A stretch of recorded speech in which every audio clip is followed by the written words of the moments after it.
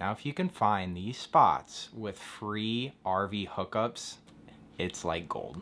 Let's be honest here. For the longest time, the RV lifestyle has been for retirees and those go-getters looking to knock things off their bucket list. However, as of recently, it's been more of a lifestyle shift and change in focus for everyone out there looking to just explore more of life itself. Yeah, more and more families are hitting the road, but they're doing so in the most affordable way. We're right there with you. Now, if your goal with RVing is to see everything, do everything, I have all the money in the world to spend, I'm retired, then this information might not be relevant to you. But if you are concerned about the rising cost of everything and you want to make this lifestyle work for your budget, well, you've come to the right place. If this is your first time landing here to Happily Ever Hanks, welcome. I'm Kyle and this is Renee, and we're here for you.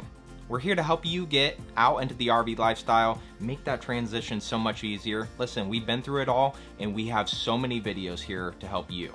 Let's just help save you a bunch of time right off the get-go and talk about the two biggest money suckers when it comes to the RV lifestyle. That's fuel and lodging. And maybe you're sitting here watching this video thinking, well, my plan is to wait for fuel prices to drop, or I'm gonna just boondock 90% of the time. Problem solved, right? I wish that were the case. Now, to kick it right off, fuel. It's old news that fuel is super expensive no matter where you go. And, well, let's just be honest. Waiting for these prices to actually go the other way, it's gonna be a never-ending road. So how do you actually save more money on the road with these rising fuel costs? How do you plan for these things before getting into the RV lifestyle? We got a new one for you that we just stumbled upon that we're excited to try. Techno RV just came out with a fuel card. It's for diesel owners only at the moment. And what it is, it's a one-time purchase of a little credit card basically, and you link that to your debit or your credit card, and it can apparently save you up to $1.50 per gallon at fuel stations across the country. The website said over 1,000 fuel stations. Dang. And that's pretty cool. This is great if you have a really large rig, because we do. We have a 35-foot fifth wheel and our diesel truck, so getting to fuel stations that can accommodate our size is a win. It's all about the height, I'm telling you. Our height of our RV at the tipmost point is the same and comparable to the semi trucks out on the road. So we're about 13 feet, 6 inches. You could see how quickly you could get into a pickle out on the road, get like really caught up in those like normal gas pumps area. It's tight in there. Or trying to spin around inside. Exactly. Oof. I don't want to deal with that headache. Now, if you don't have a diesel, you have a gas truck, don't worry. We're going to be covering more options for you in just a minute. Now, something that we personally have been using for many years is something called Open Roads. We really enjoy the program because once again, it is free to get into. You're able to have that bulk diesel discounts on the road, utilizing all the truck stops out there. Now, the one catch with that is you actually have to put your social security number in to apply for the program. That's basically because they don't do a credit check. They have something to refer back to in case you can't make your payments. Yeah, a way that they can file a claim if needed. Lots of people use it out on the road. We personally know so many people that use the program, so we were comfortable going ahead with that. Yeah. But it's at your discretion. Now, before we move on to gas, I do want to make you guys aware that we have all this listed in an organized fashion on our website. It's so easy to get to. All you got to do is go to your browser, type in HappilyEverHanks.com/fuel, and it will have a list of all these diesel programs, all the gas programs we're about to talk about, and it will just be super convenient for you to sign up and just get some more information. Now, if you're not interested in the first two options we talked about for bulk diesel pricing, you can always look into Love's, TA, or like Pilot and Flying J. They all have their own rewards programs, and I'm sure that can save you a little bit of money. And on top of that, I think you can coincide the use of both the rewards and these programs that we're talking about. And that's something I want to do because we fuel up at TA so much. That's where the heavy, deep discounts are. And they have that program that you can utilize to get like coffees and other things inside at the convenience store. So it's something that we should be looking into. Sir, you had me at coffee. Okay, gas owners. I feel like you guys get so neglected because there's so many programs for the diesel people. But listen, we see you, we hear you. Kicking it off, the one that is most frequently talked about that we hear of personally is called Gas Buddy, another free program for gas owners that they could take full advantage of making the best savings out on the road. Now, when we're disconnected from the fifth wheel, we will use Gas Buddy to see where is the best diesel pricing in the area that we can go fuel up. It's a nice reference point to see the surrounding areas for sure, because when you're traveling out on the road, you're not familiar with the area and you don't really know where the best fuel prices really are. So this kind of helps integrate all the surrounding areas and give you that information at your fingertips. To piggyback on that, another program you can be looking into if you're a gas owner is a program called Upside. It's similar to a rebate program where you say, hey, I'm gonna go fill up here. It'll tell you how much you can get off per gallon, and then it will eventually build up enough funds and then send you that money as a rebate. My apologies for just bringing this up now. One that just came to mind that I was thinking about for diesel owners, once again, is called Mud Flap. That's another program that you can use out there. And one thing that we want to ask you guys, if you're really enjoying this information, we need your help.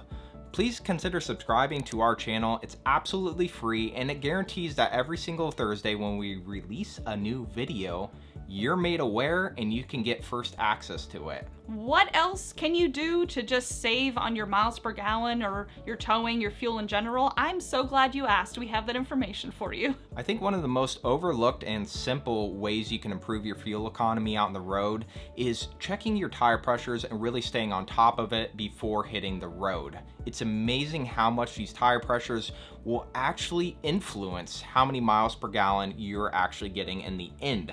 Another one is just to slow down in the fact that you want to keep your speed around 55 to 60 miles per hour. We try to never go above 65 miles per hour, but I'm wondering if we should now reduce that to 60. It's so hard to take you seriously. If you don't know Nay, she has something called a lead foot, and every single time she drives, she's pushing 70 miles an hour. But I'm just wondering, are you taking notes on what you're saying yourself? Maybe though we shouldn't get the free coffee at TA then. So just try to keep your speeds under control as much as possible. It will really help that fuel economy. Weight considerations. If you're gonna be boondocking and you wanna fill up water for the trip, maybe consider filling up at the end of your trip. Also, think about the water that ends up in your gray tanks. All the like dirty sink water, the dirty shower water. If you're about to go on a big trip, get rid of that excess water because it adds up. Yeah, so if you're at an RV park and you're settled with full hookups, get rid of that gray water. Or if you're at like a state park, make sure you take advantage of those dump stations before hitting the road. Make sure you stay on top of the regular maintenance of your truck. Oil changes, fuel filters, things like that, air filters, those all add up and can impact your miles per gallon. So just making sure you're up on that regular maintenance, you'll be good to go. And when it comes to planning a trip across the country, take a look at where the fuel prices are lowest and where they're highest. For example, when we're about to cross into California, you best know it that we're filling up in Arizona before we hit those high fuel prices in California. We have noticed when we are driving across the country that the best fuel prices kind of hang out in the Oklahoma, Texas area. Yeah. So when we're passing through Oklahoma or Texas, even if we don't really need to fill up, we're filling up. Some places that you can actually fuel up across the country where you don't need any savings programs are places like Buc-ee's. They're mostly located in the South, but they are huge. They are known for actually the largest gas station in the world. So if you've never heard of a Buc-ee's, look into it. It's a really fun place to make your stop along your travels and fit your RV in a safe location to fuel up. Other places I wanted to mention were the Murphy USA. Are they accommodated with Walmart? Yeah, we've noticed that whenever a Walmart has a fuel station, it's usually a Murphy USA. And most of the time they have gas and diesel. I guess I just caught myself in a lie. The one that you can also use on the road that you do need a membership for are like Costco and Good Sam. Oh. But if you already do have those memberships, take advantage of some of those nice deep discounts that they offer. Wait a second, do you though? Like when you go fill up at Costco, does it ask for your card? Mm-hmm. Okay. Yeah, I have to scan my membership card to take advantage of it. So don't go signing up for those just to get the discount, but if you already have it, you might as well use it, right? Now we're about to get into saving money and getting the best bang for your buck when it comes to RV parks. But first we need to have a conversation about trip planning, and this section I like to call Beggars Can't Be Choosers. A lot of people get into RV lifestyle and RV travel because they have all these bucket list things they want to do. They want to be able to go where they want, when they want. But if you are on a strict budget and you have a plan where you're trying to pay off debt and you're just trying to take it easy for a while, go visit some places that aren't very well known, some places that you can save a lot of money but still have a great time. When we recently traveled to Alaska and Canada, we considered that a vacation. In my mind, if you're jumping into the RV lifestyle, you're entitled to vacations as well. So make sure you treat really high-priced travel areas as a vacation. You save up for it, you have a great time, you make some memories, but then you go back to being able to afford monthly stays somewhere where it's much cheaper. And that's how we like to play it. We like to play a lot of defense. So you guys may have noticed in the past with our previous videos where we break down a yearly basis and you guys are like, how do you spend that much? Well, you're not seeing the opposite side of it where we're playing so much defense by taking full advantage of these tactics. So we'll find a location that we'll talk about like more later on this video, but we'll find these locations that are like hidden gems where you could stay for an extended period of time, make that savings, and then go back to living that fun, exciting life. One of the biggest questions I see on RV Facebook groups when someone's getting into this lifestyle is, what can I expect to pay for monthly rates at RV parks across the country? It's such a hard question to answer sometimes. We've been to places where we spent $300-400 in the middle of Kansas, which is great, but then we go to places like San Diego or Key West and you're spending upwards of $2,000 a month. So it's very tailored to your travel plans and how much you're willing to budget for. So if you're visiting family in the Northeast and it's very expensive because it's the season, maybe consider going somewhere where off season it's not as much. And that's where that balancing act comes into play to help offset those expenses. We recently did a video where we broke down our RV expenses over the entire year of 2023, and I think we spent around $16,000 on RV stays. And if you're blown away by us spending $16,000 in 1 year on RV parks, that's just the cream on top of the cake. Is that the saying? Basically, what I'm saying is we spent so much more money and we broke down every budget in a separate video that you can refer to. So we'll leave that one linked up here if you want a full breakdown of how much we paid last year. It was quite a bit. So go check out that video after watching this one.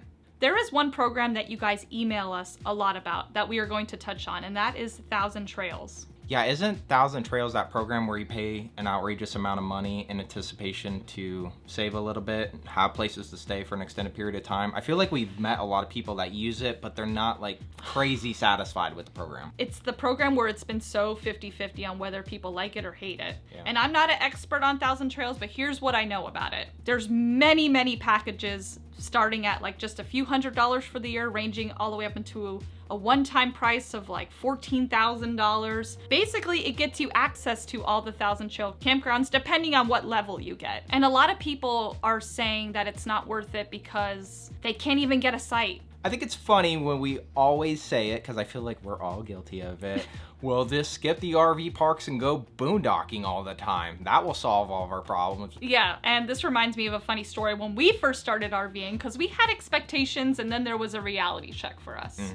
We were leaving Pennsylvania and we were driving all the way to California for our first travel nurse assignment, and we had our cute travel trailer and we're like, oh, we're gonna be camping. So we assumed that we would just stay in Walmart parking lots along the way and boondock because we wouldn't have to pay for RV parks. But it was the middle of June and it was hot and it was humid. And I'll never forget that second night in a Walmart parking lot. We opened every window we could. We tried everything we could to stay cool, and it was so hot. How does this apply to boondocking? Well, there's a lot of hidden expenses and investments you need to make in order to get off grid. It's not as simple as just taking your camper out for like 7 nights and just figuring it out as you go. Boondocking and dry camping go hand in hand. If you're at an RV park and you disconnect from the electricity, the water, the sewer, you are officially dry camping. You are running off your internal systems. Boondocking is dry camping, but basically you're out in the boonies. You're out at a desolate campsite and the goal is to pay $0. Here's some hidden costs for you to consider.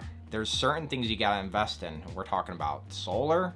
You could use the natural resources to help replenish those batteries, or you can use something like a generator, but that's an extra expense you got to go out and pay for to have on hand for that convenience. We got the electrical side covered, but now what about your water? Well, when you use water, you have to have somewhere to store it, and that is personally something we found is the most important thing when considering getting off-grid. It's not how are you going to cool down your RV, it's lugging enough water to get you out in the middle of the desert and having that water to sustain you over the amount of time you're going to be boondocking.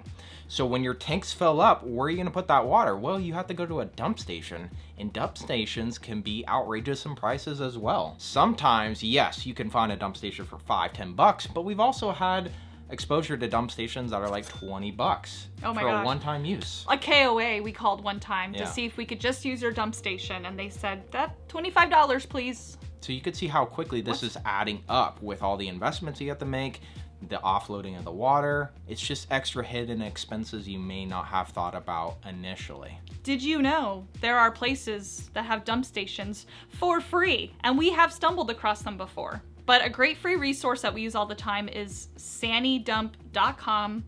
Now here's the catch. Sometimes it will say there's a dump station, it's free. You get there, it's closed or it's overflowing. So just take it with a grain of salt. Have a plan B.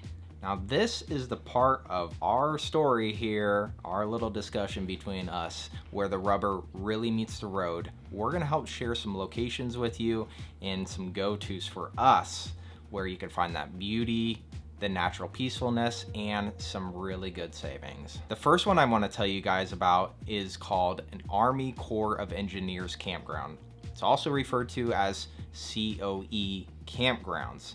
Now these are federally regulated campgrounds. They're all really close to lakes out there, just to kind of preserve the area. But wow, can you get some great discounts at staying at these places. We're talking like $14 a night for water and electric. The other cool thing about them is you could stay up to 2 weeks at these places. Yeah. 2 weeks of $14 a night. I challenge you to look down in the comments below, because I'm sure there's hundreds of people down there like, yeah, love COE campgrounds. So if you didn't know about it, look into it. The other type of RV camping that has been a game changer is city park camping. Now this isn't camping in like a major city. This is more of like a park in a small town where they have RV pads, there's electric, there's water, there's sometimes sewer also. There was this one spot, I think it was in Chanute, Kansas, where they had electric and water at this city park campground. It was free for the first 2 nights, and then it was $10 a night after. Now if you can find these spots with free RV hookups, it's like gold. Now, how do you find these places? Well, we had the perfect video for you. Make sure you click this video and watch it next, because this is gonna have a full breakdown of those spots, how to find them, and the best resources that we use, as well as many other RV overnighters, much better than Walmart. We'll see you guys next week. Bye guys.